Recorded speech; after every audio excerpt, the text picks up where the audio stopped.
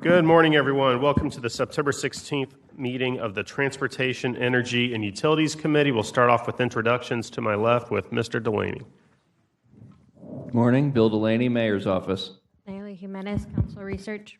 Carla Lopera, Office of General Counsel. Edward Linsky, Council Auditor's Office. City Council, District 1. Jacoby Pittman, District 10. Will Aiden, District 3. Matt Carlucci at large, Group 4. Good morning. Rockman Johnson, District 14. Randy White, District 12, just visiting. All right, good morning, everyone. And my kids reminded me this morning it is Squared Day, so I'll let you figure out what that means. 9/16/25. So we've all learned something today.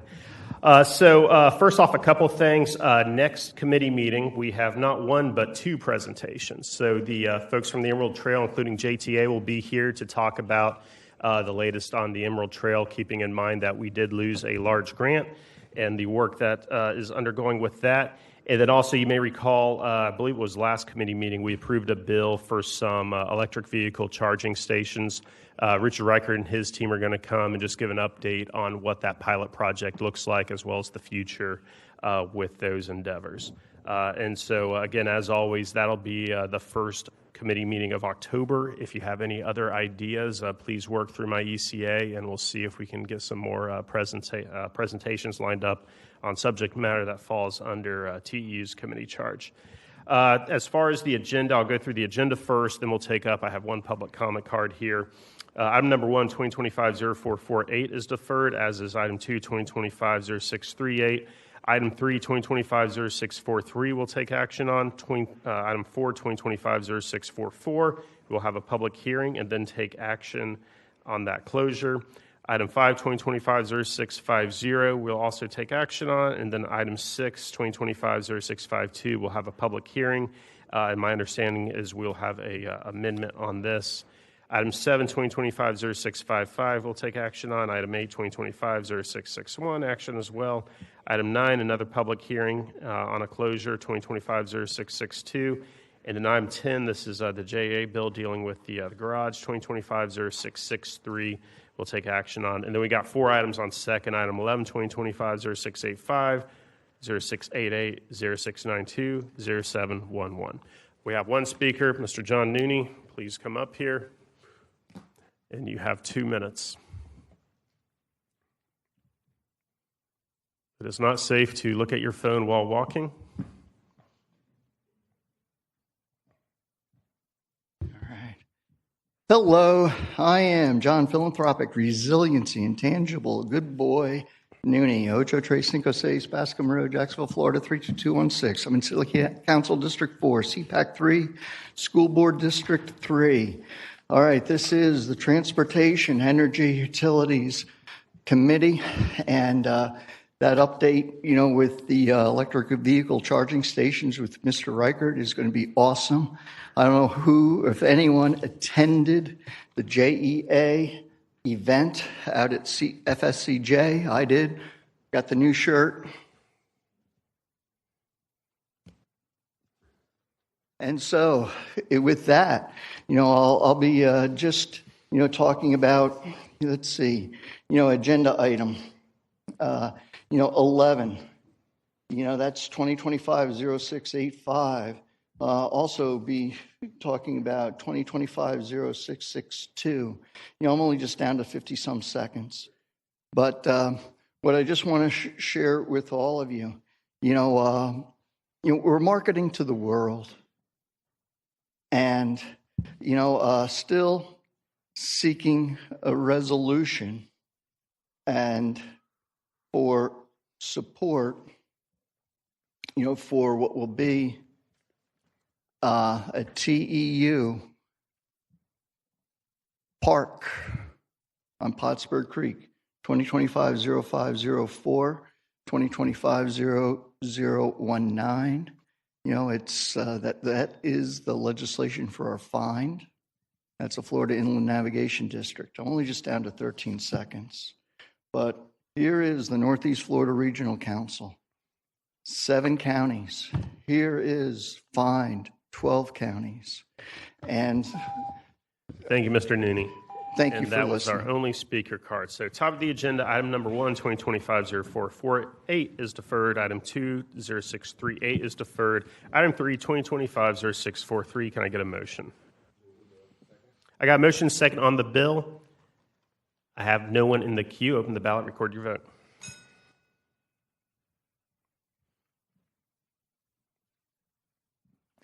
Five yeas, 0 nays.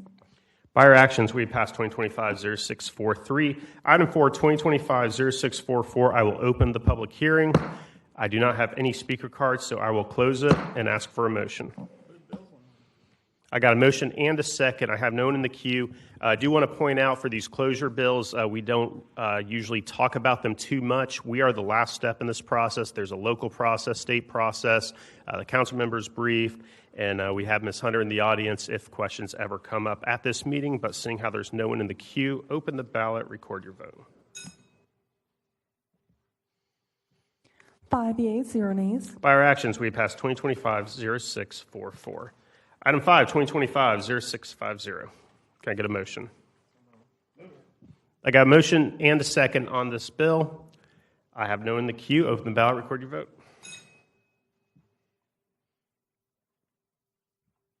5 yeas, 0 nays. By our actions, we passed 2025-0650. Item 6, 2025-0652. I'm going to open the public hearing. I have no speaker cards. I'm going to close the public.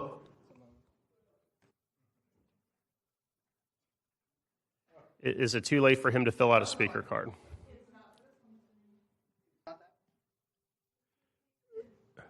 (2025-0652).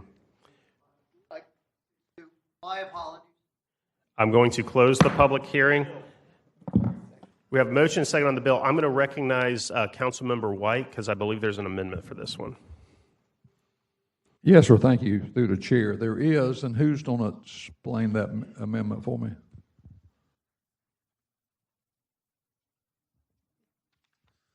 I can explain the amendment, or Cherry Pollock can come up and explain the amendment. But through the chair to the committee, the amendment would address the account of the notice and responses in the legislation.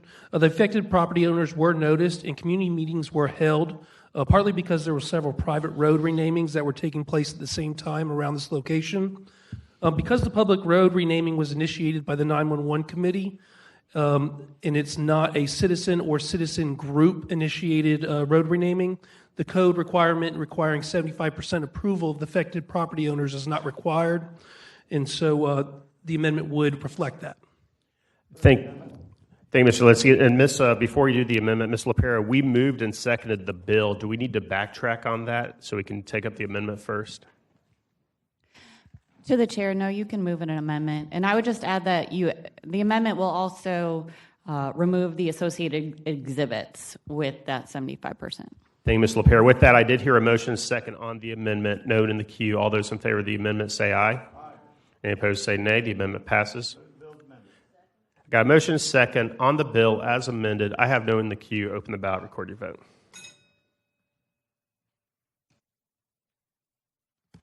6 yeas, 0 nays. By our actions, 2025-0652 passes. I'd like to recognize Councilwoman Clark Murray, who has joined us. Item 7, 2025-0655. Can I get a motion? Got a motion second on the bill. I have no one in the queue. Open the ballot. Record your vote.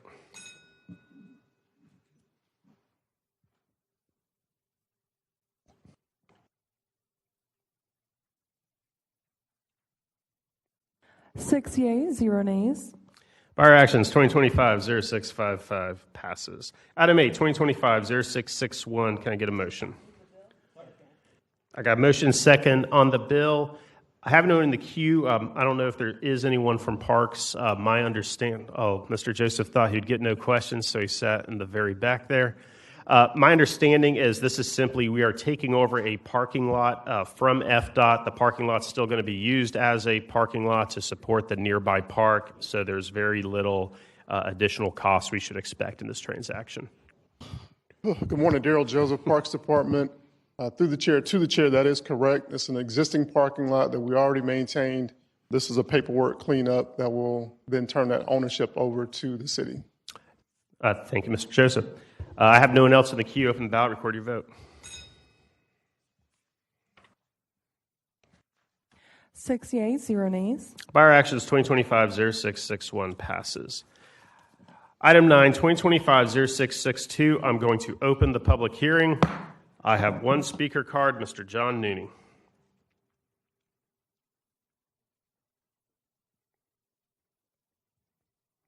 And I believe he gets 3 minutes on this, no matter my desire, correct? Thank you. Hello, I am John J. Nooney, Jacksonville City Council Resolution 2023-0819, City Council District 4, CPAC Planning District 3, School Board District 3. Yes, a public hearing, 3 minutes, and I won't use all of it, but 2025-0662, it's an ordinance closing and abandoning and disclaiming an unopened and unimproved portion of Vanderveer Avenue as shown on the plat of Chase Heights has recorded in Plat Book 10, page 41 of the current public records of Duval County, Florida, located in Council District 9 at the request of EB Freight LLC. Provide for approval subject to conditions. Wilson, request of the mayor, co-sponsor, Councilman Amaro. Introduce. It's in TEU. It's not in finance rules or neighborhoods.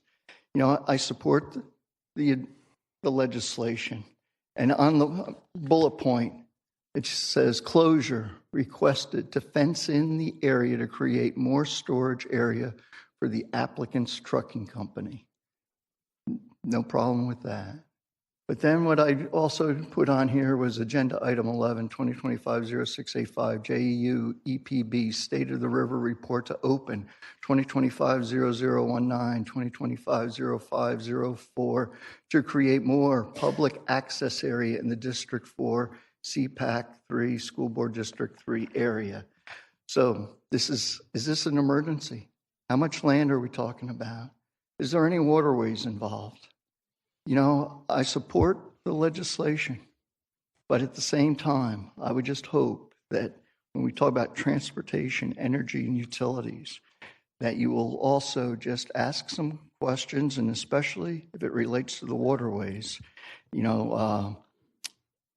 bring that into consideration. So I'm over 2 minutes, under 3, and I'll thank you for listening. Thank you, Mr. Nudie. Ms. LaPera, I have multiple committee members in the queue. Should I close the public hearing first, or should we keep it open and I recognize them? To the chair, go ahead and close the public hearing before you discuss. This public hearing is closed, and Councilmember Morrow, you're recognized. Thank you, Mr. Chair. I just want to set the record straight. I honestly do not recall being a co-sponsor of this legislation in District 9. So I know there's some similarities among us, but but that's AMARO. And so I would just like to know through legislative services how that occurred.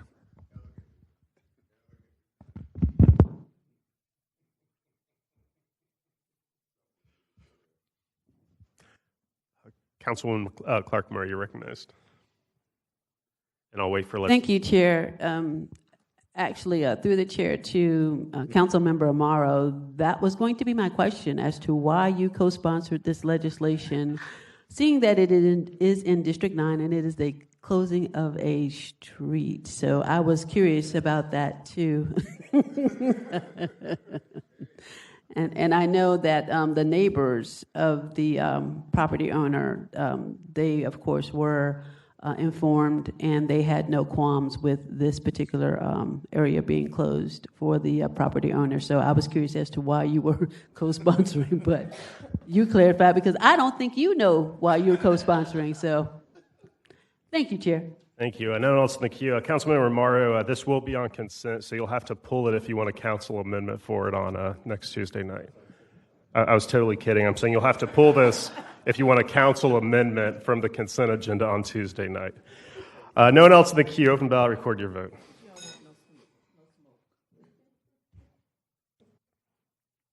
Six yeas, 0 nays. By our actions, we have passed 2025-0662.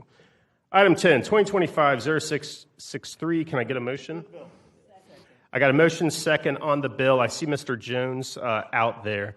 I have some questions. I have no one else in the queue right now. I'll go ahead and ask my question if there's no one else. Mr. Jones, while you're walking up, my question is just trying to read the bill. I couldn't really parse out what is the total cost of the repair, and then what's the total cost that JEA is going to be burdened with. And the reason I ask is it looks like there's money moving in and out from the insurance proceeds line. So I was just trying to figure out, hey, this is the total cost of the repair. This is what JEA is actually going to be saddled with after the insurance proceeds. Yes, thank you, Mr. Chair. Ross Jones, JEA. The total cost of the project is estimated at $38 million. Okay.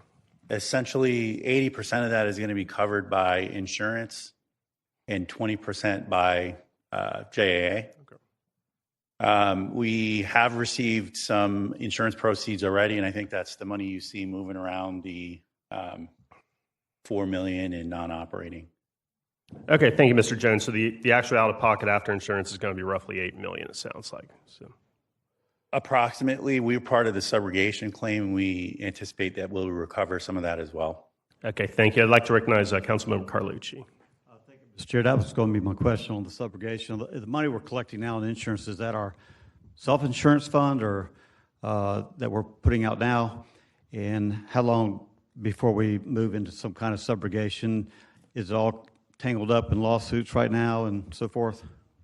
Through the chair, Councilman Carlucci, there's no lawsuits at this point, but we're told that the subrogation will happen after the claim is settled, and that could take 2 years. Okay. So we would be first in line in the subrogation claim, but I don't anticipate us receiving on that until 2-3 years down the road. And upon subrogation, that would go back into the self-insurance fund?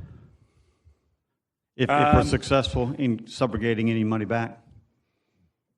Yeah, I think we'd have to follow financial reporting rules on that. And I think what our thinking now is, in conjunction with our audit firm, is that insurance proceeds would have to go to non-operating revenue.